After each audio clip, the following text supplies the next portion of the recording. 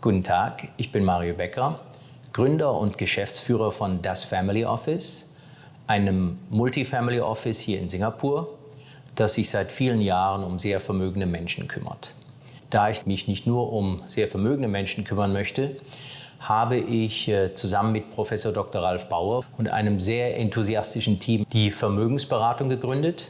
Und Ziel der Vermögensberatung ist es, eine Mitspargemeinschaft zu etablieren, die im Prinzip jedem, der bereit ist, in einen Dialog mit uns einzutreten, relevante und günstige Tipps zu geben, aber auch vor allem kostengünstigen Zugang zu im Prinzip allen relevanten Investmentangeboten. Im folgenden Video habe ich die Ereignisse des ersten Quartals für unsere Community zusammengefasst und beziehe mich in diesem Video vor allem auf unseren Quartalsbericht Reflections und auch auf unser besonderes Sparkonzept, das wir auf Basis von Farben entwickelt haben, um es jedermann leicht zu machen, Portfolios sinnvoll und einfach zusammenzustellen. Wir haben all diese Informationen unter dem Beitrag hier verlinkt. Da können Sie sowohl herausfinden, was das Family Office im Einzelnen macht. Sie können aber vor allem auch den Newsletter abonnieren, weil wenn Sie den Newsletter abonnieren über unsere Webseite vermögensberatung.de, können Sie dauerhaft mit uns in Kontakt bleiben. Und jetzt viel Spaß mit dem Video.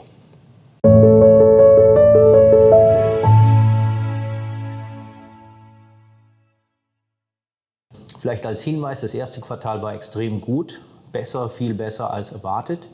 Und bitte nicht unbedingt erwarten, dass das Gesamtjahr 2021 so wird. Aber es könnte durchaus wieder ein gutes Jahr werden, weil die globalen Zentralbanken nach wie vor stimulieren und weil es auch unendlich viele Regierungsprogramme gibt, die die Wirtschaft stützen. Es war, nachdem es für die Aktien eigentlich ein sehr, sehr gutes Quartal war es für die Anleihen das schlechteste Quartal seit den frühen 80er Jahren.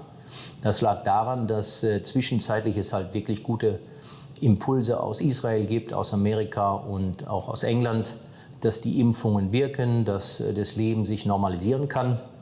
Und das ist natürlich eine sehr, sehr gute Entwicklung. Das bedeutet aber auch, dass in Zukunft sich die Wirtschaft vermutlich normalisieren wird und damit sich auch die Zinsen normalisieren müssen. Und deswegen sind beispielsweise die langfristigen amerikanischen Zinsen auf Basis der 10-Jahres-Anleihe von unter 1% auf zwischenzeitlich 1,75 gestiegen.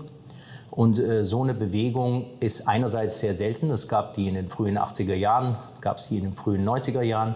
Aber was eben dramatisch ist an so einer Entwicklung, ist, dass die Kurse von Anleihen dann fallen. Und wir haben das bei unseren Bausteinen Lila, Blau und Grün gesehen. Lila sind ja Anleihen mit sehr, sehr kurzer Laufzeit. Blau in der Regel Anleihen mit mittlerer Laufzeit. Und Grün sind dann Anleihen mit sehr langer Laufzeit. Und da kann man sehr deutlich an diesen Bausteinen erkennen, dass eben die grünen Bausteine sehr stark gelitten haben, die lila Bausteine ein klein wenig, nicht so stark, etwa 0,57% war, glaube ich, da die schlechteste Entwicklung. Aber bei den blauen hat es halt auch ein bisschen reingerauscht. Die sind zwischen 1 und 4% gefallen. Und das ist natürlich unerfreulich. Man muss allerdings sagen, dass die meisten Portfolios aus einer Mischung aus Aktien und Anleihen bestehen. Und eigentlich jeder, der neben seinen Anleihen auch noch ein paar Aktien hat, der hat eigentlich ein positives Quartal hinter sich. Aber als gute Nachricht, in der Regel gleicht sich das wieder an. Das dauert ein paar Quartale, wenn man Pech hat, vielleicht auch 1,5 Jahre. Aber diese Verluste, die sind temporärer Natur und ihr müsst nicht davon ausgehen, dass es hier dauerhaft Verluste gibt. Vielleicht noch ein Hinweis, die Dimensional Portfolios haben sich extrem gut entwickelt. Das sind unsere vermögensverwaltenden Portfolios. Die laufen deshalb so gut, weil Dimensional in seiner Strategie einen Wertansatz verfolgt und vergleichsweise günstigere Aktien übergewichtet und auch die Aktien von kleinen Firmen übergewichtet. Und denen ging es also im ersten Quartal sehr, sehr gut. Von daher können sich alle freuen, die eben auf Dimensional gesetzt haben. Dieses Jahr gibt es so ein bisschen extra Zucker sozusagen. Jetzt weiß ich aber natürlich auch, dass viele von euch den Nasdaq-Index gekauft haben und diese aktiv gemanagten Fonds, die vielfach auch hochqualitative Firmen setzen. Diesen Strategien geht es dieses Jahr nicht ganz so gut. Die sind auch positiv. Die liegen so um die 5-6%, liegen aber halt nicht bei 10%. Und das ist durchaus ganz normal. Also es gibt unterschiedliche Strategien, eben diese Qualitätsstrategie, dann gibt es die breite Indexstrategie, aber auch die Wertstrategie. Und ich möchte euch also bitten, wenn ihr euch für eine der Strategien entschieden habt, bleibt bitte dabei.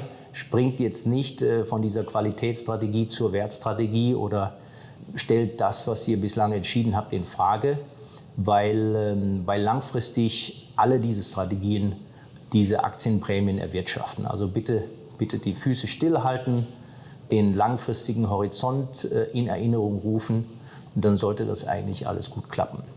Wenn natürlich jemand frisches Geld anzulegen hat, was ja häufig der Fall ist, und hat noch keinerlei Allokation zu dieser Wertstrategie von Dimensional, dann schaut euch das mal an.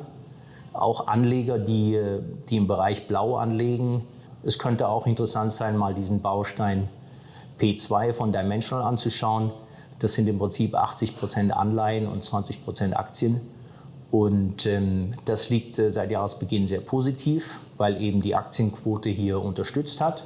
Und das könnte grundsätzlich eigentlich immer eine gute Idee sein für Anleger im Bereich Blau, dass man sich einfach für so eine Mischung entscheidet. Dass man entweder Dimensional direkt wählt oder eben zu den Anleihen noch ein bisschen Aktien dazu mischt, wenn ihr das nicht ohnehin schon gemacht habt. Es würde mich freuen, wenn ihr nochmal die Reflections in Ruhe anschaut. Ich würde mich natürlich auch freuen, wenn ihr uns Rückmeldungen gebt und natürlich auch, dass ihr uns weiterempfehlt. Wir wollen hier wirklich eine Mitspargemeinschaft entwickeln, die alle zu unabhängigen und erfolgreichen Sparern macht. Von daher wäre das toll, wenn wir eine wachsende Gemeinschaft werden. In diesem Sinne wünsche ich euch alles Gute. Vielleicht auch dieses Video liken und den YouTube-Kanal abonnieren, weil wir immer mal wieder Sachen einstellen werden und da seid ihr quasi immer aktuell informiert. Okay, lasst euch gut gehen, bis bald.